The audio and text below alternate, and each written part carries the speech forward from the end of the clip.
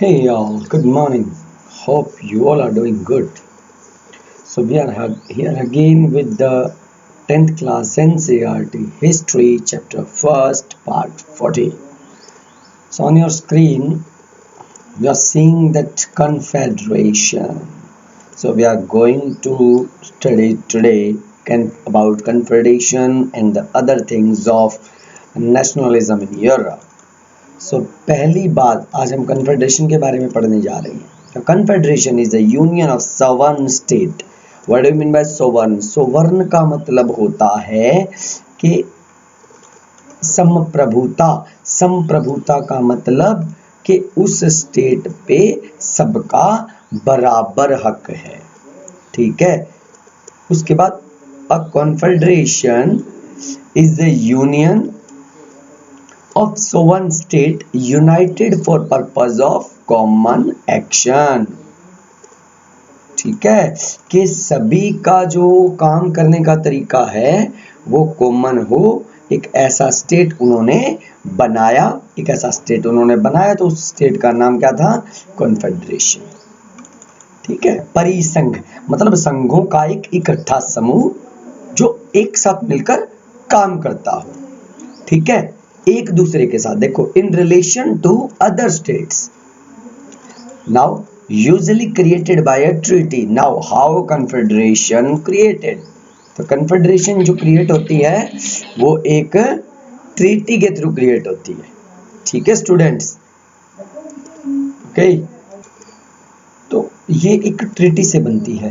Confederation of states tends to be established for dealing with critical issues.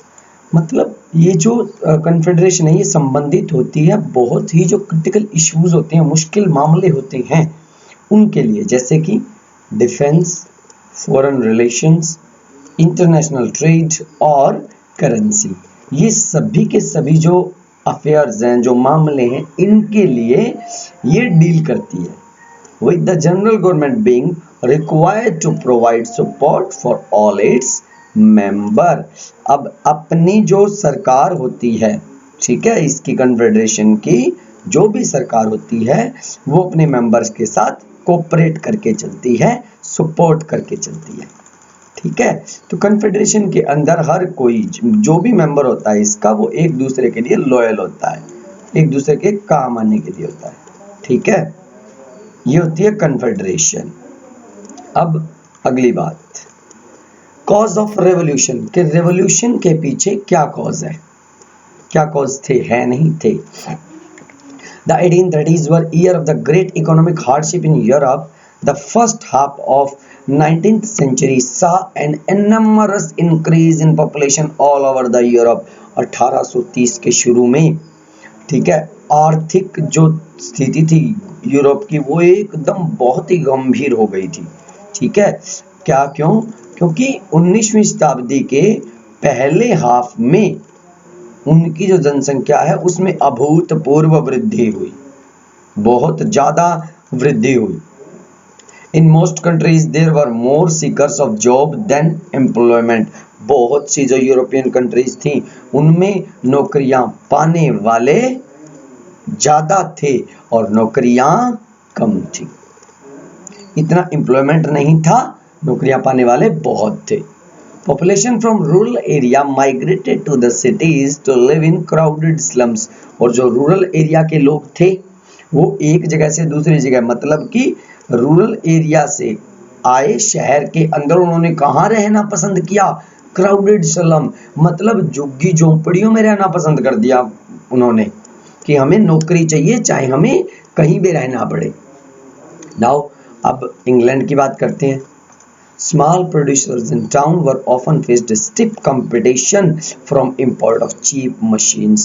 छोटे जो उत्पादन करता थे, जो उद्योग करता थे, जो निर्माता थे शहरों के अंदर, वो बहुत ज़्यादा टाइट कंपटीशन करने लगे, क्योंकि उसमें फेस करने लगे. स्टिफ कंपटीशन का मतलब होता है इंपोर्ट चीप मशीन्स. मशीनें खरीदने लगे वो सस्ते दामों पर.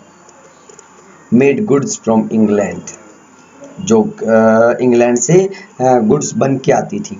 Where industrialisation was more advance than the other continent. और ये जो मशीन इंग्लैंड से आती थी, इसका मतलब ये था कि इंग्लैंड के अंदर इंडस्ट्रियलाइजेशन जो था वो दूसरों से ज्यादा था। This was specially to textile production, और ये जो था वो टेक्सटाइल प्रोडक्शन में ज्यादा था, ठीक है। Which was carried out mainly in Holmes, तो ये टेक्सटाइल प्रोडक्शन में वो ज्यादा काम करते थे। Which was carried out mainly in Holmes, जो कि चला करता था कहाँ काम करते थे वो अपने घरों में ही मशीनें लगा ली, छोटी छोटी दुकानें खोल ली। वॉज ओनली पार्टली मैकेनाइज्ड, ये पार्टली ही मैकेनाइज्ड थे, मतलब घरों में भी पार्ट में और वर्कशॉप में भी पार्ट में, ताकि बाकी चीजें भी होती रहे वहां पे। In the areas where aristocracy still enjoyed power, peasants struggled। yes, जहां एरिस्टोक्रेसी थी, जहां कुलीन वर्ग था, ठीक है, जहां अमीर लोग थे, वहां पे पीजेंट स्ट्रगल कर रहे थे, क्योंकि वहां फेडरल ड्यूज उनकी बाकी थी, जो सामंती कर्ज होता है उनका वो बाकी था। और ओब्लिगेशंस भी, ओब्लिगेशंस का मतलब जमींदारों ने, साहूकारों ने उनकी शानों पे क्या लगा हुआ था, ओब्लिगेशंस की, आप लोगों का इतना काम बाकी है, हम पैसे नहीं देंगे, आपका पिछला बकाया है, तो इस तरीके से ओब्लिगेशंस थे उन पे। The rise of food price और year of bad harvest led to widespread pauperism in town and country. Pauperism का मतलब भुखमरी, ठीक है, बहुत ज्यादा तंगी जिसको कहते हैं, तंगी के हालात, फूड के बढ़ते प्राइस ने और खराब हुई फसल ने एक बहुत बड़े तौर पर शहरों में और पूरे देश में पॉपरिज्म मतलब भुखमरी के हालात पैदा कर दिए थे। तो नाउ 1848 रेवोल्यूशन ऑफ फ्रांस, और इसी भुखमरी का शिकार हुआ फ्रांस सबसे पहले। फूड शॉर्टेज, खाने की कमी, एंड वाइड स्प्रेड अनएम्प्लॉयमेंट, और बड़े तौर पर जो बेरोजगारी थी, इन 1848 ब्रॉड पॉपुलेशन, 1848 में उसने जनसंख्या को मजबूर कर दिया Paris out of roads, Paris के जो लोग थे वो सड़कों पे आ गए, ठीक है, बहुत बड़ी जनसंख्या। बैरिकेड्स वर इरेक्टेड, बैरिकेड जो थे, रुकावटें जो थी वो तोड़ दी गई, और लुइस फिलिप को भागने पे मजबूर होना पड़ा। Louis Philippe was forced to flee, वो मजबूर हो गए भागने के लिए। उसके बाद a national assembly proclaimed a republic, guaranteed suffrage to, national assembly ने क्या किया, गणराज्य घोषित कर दिया फ्रांस को, ठीक है, क्योंकि गणराज्य इसलिए घोषित किया कि वहां पे राजा था नहीं, किंग जो था वो भाग गया था, ओके, फ्ली हो गया था वो। तो नेशनल असेंबली ने क्या किया, फ्रांस को गणराज्य घोषित कर दिया, और सफरेज का मतलब होता है वोट का अधिकार दे दिया जिनकी उम्र 21 से ज्यादा थी, 21 या 21 से ज्यादा थी। Guaranteed the right to work, और उन्हें कहा कि आपको काम मिलेगा, काम के बदले आपको पैसा भी मिलेगा। So national workshop to provide employment were set up, तो राष्ट्रीय जो कार्यशालाएं थी रोजगार प्रदान करने के लिए वो खोल दी गई, उनको बनाया गया राष्ट्रीय कार्यशालाओं को। उसके बाद ये शुरू होती है कहानी यूरोप की असली यूनिफिकेशन की। दिस इज द जर्मनी, ठीक है, इसमें जर्मन यूनिफिकेशन की बात होगी।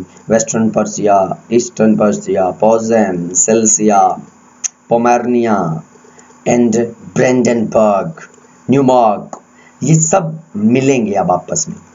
तो ये जो यूनिफिकेशन है ये बहुत यूनिक था। पीजेंट अपराइजिंग इन सेल्सिया, अब सेल्सिया के अंदर हम पीजेंट अपराइजिंग की बात करेंगे नेक्स्ट वीडियो में।